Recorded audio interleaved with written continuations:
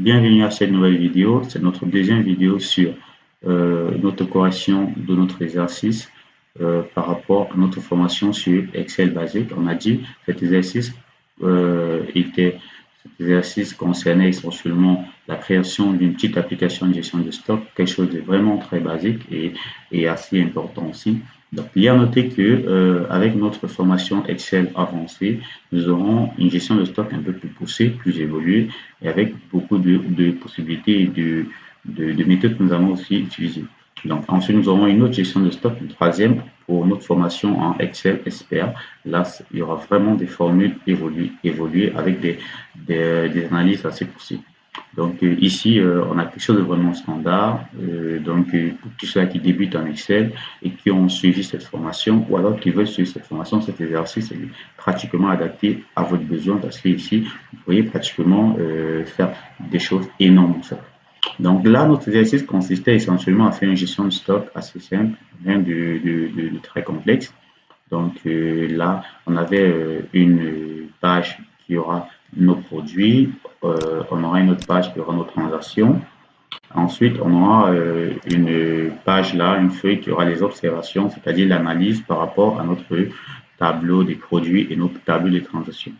Donc là, on a une feuille paramètres qui va enregistrer tous les paramètres relatifs à la conception de notre petite application, mini-application. Donc ici, dans les paramètres, on aura plusieurs choses. On aura premièrement ici, selon notre besoin, dans les transactions, on a le type de transaction, pratiquement, puisqu'on a les transactions d'entrée, sortie et de vente des stocks. Donc là, on va créer directement notre tableau de type de transaction ici. Hop, donc là, on va dire type de transaction, type de transaction. Donc ensuite, on aura la liste de nos transactions, on aura ici entrée. Donc on aura sortie. Ok, donc là on va faire entrée. Entrée, sortie et vente. Voilà nos transactions. Donc, ici, plus loin, on aura ici pratiquement, là on va faire ça plus tard. On va d'abord enregistrer nos entrées et sorties parce que la première chose qu'on va gérer, essentiellement, on va insérer un tableau pour que notre liste de transactions soit progressive. Donc, je mets mon tableau comme quoi des entrées comme on a vu à la première vidéo. On clique entrée. Donc là, c'est bon. On a quelque chose de beaucoup mieux. On a nos types de transactions. Par contre, ce que je vais faire ici dans notre type de transaction, ce que j'aimerais en fait dans mes tableaux de transactions, c'est que premièrement, lorsque j'ai ici la date de transaction, essentiellement, hop, je vais prendre tout ça. J'ai la date de transaction, j'ai le nom du produit, essentiellement, j'ai le type de transaction et j'ai la quantité tout ici. Donc, ce que j'aimerais, c'est qu'une fois que la personne remplit la date, il sélectionne le produit. Il sélectionne le produit, c'est-à-dire qu'il y aura une liste déroulante ici. Il va sélectionner le produit. Ensuite, il va sélectionner le type de transaction. Et là, il va directement avoir, il va remplir sa quantité. Donc, ce qui va se passer ensuite, c'est que ici, dans notre produit, si le type de transaction c'est entrée, alors ce sera une liste additionnée avec les entrées. Si c'est sorti, ce sera une liste additionnée avec les sorties. Si c'est une vente, ça va s'additionner avec les ventes. Déjà, le stock initial sera le stock final sera le stock initial, plus les entrées, moins les sorties, moins les ventes. Donc, je vous explique. Ici, je vais éliminer d'abord tout ce qu'on a dans notre tableau. Par contre, les noms de produits, on va un peu l'agrandir. Les stocks initial, on ne va pas agrandir, ça va rester identique. Par contre, stock final, je vais quand même commencer par mettre ma formule égale à stock initial plus entrée moins sortie moins vente. Ce sera quelque chose de relativement simple. Ici, ça donne 0 parce qu'on n'a pas de valeur. Bon, je pourrais dire aussi que essentiellement état, on va revenir dessus état parce que là ce sera quelque chose de très important pour voir l'état de stock, si le stock est actif ou inactif. Si le stock initial est supérieur ou égal à 0 en fait. Dans ce cas, il pourra nous dire que le stock il est en rupture ou il est actif ou il est en stock d'alerte. On aura 3 éléments à ce niveau-là. Donc ici, dans notre transaction ici, on va directement ajouter notre type de, transaction à ce niveau-ci. Donc, ce qu'on va faire, c'est qu'on va faire une validation de données. Donc, on va aller dans données. Et tout juste ici, on voit validation de données. On va cliquer dessus, validation de données. Et là, il nous dit option, autoriser, critères de validation. Là, on va faire liste, liste, ignorer si vide, liste déroulante de la cellule. Donc voilà, on va aller chercher notre liste de transactions, chose qui est qu'on a dans paramètres. Ici, on a ce tableau. On va juste sélectionner. Regardez bien comment je sélectionne le tableau. La petite flèche en haut de mon tête du tableau, je sélectionne le tableau et je valide. Donc, une fois que c'est fait, j'ai ma liste qui va prendre en paramètre tous les éléments de mon tableau. Donc ici, c'est bien des indexations absolues. On va cliquer sur OK. Une fois que c'est fait, vous voyez bien qu'ici, l'utilisateur peut dorénavant cliquer sur Entrée, Sortie, choisir s'il veut faire une entrée ou s'il veut faire une sortie ou alors il veut faire une vente. Il pourrait choisir facilement.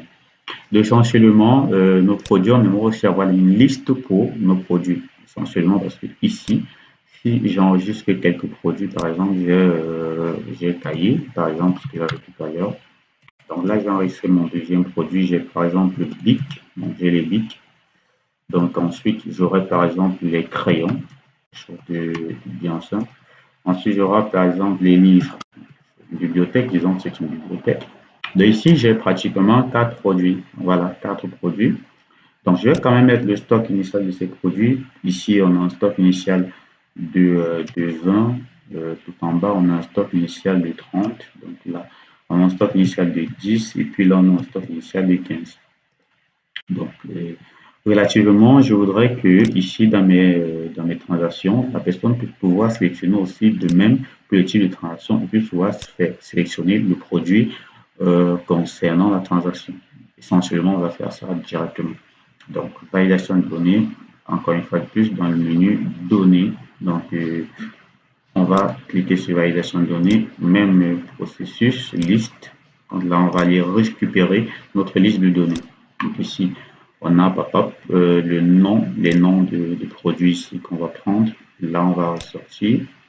On valide avec OK. Donc, vous voyez qu'ici, essentiellement, je peux sélectionner essentiellement le BIC et je dis que je veux faire une entrée du BIC et là je vais mettre la quantité entrée par exemple de 10, je vais entrer 10 essentiellement.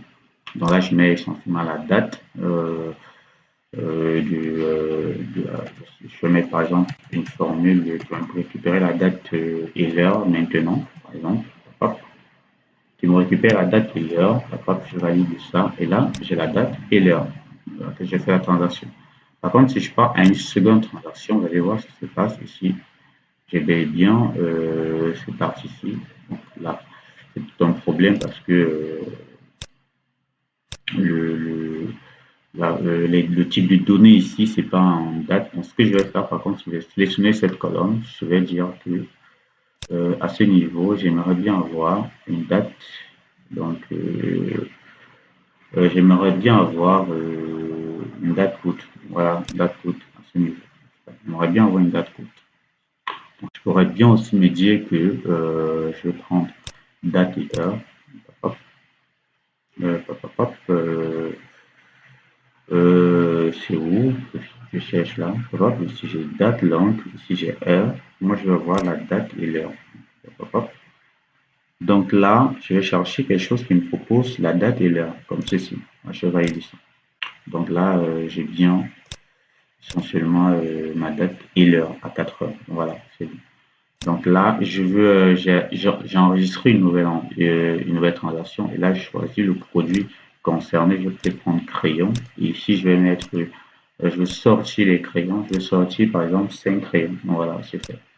Donc, je pourrais bien enregistrer une prochaine valeur et là, ce sera par exemple les livres. Et moi, ce que je vais faire, je vais faire une vente de livres, une vente de 10 livres par exemple, une vente de 10 livres.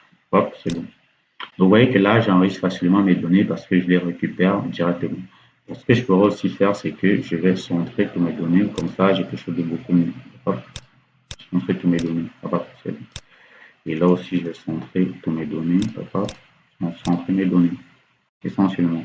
Donc ici, on va s'arrêter à ce niveau pour cette vidéo. Donc la suite à la prochaine vidéo. Sur ce, merci d'avoir suivi cette vidéo et n'hésitez pas à soit vous abonner à notre chaîne YouTube, notre page Facebook, pour avoir la totalité de nos vidéos de formation et aussi pour avoir les corrections d'exercices comme ça qui pourraient beaucoup vous aider. Donc à la prochaine.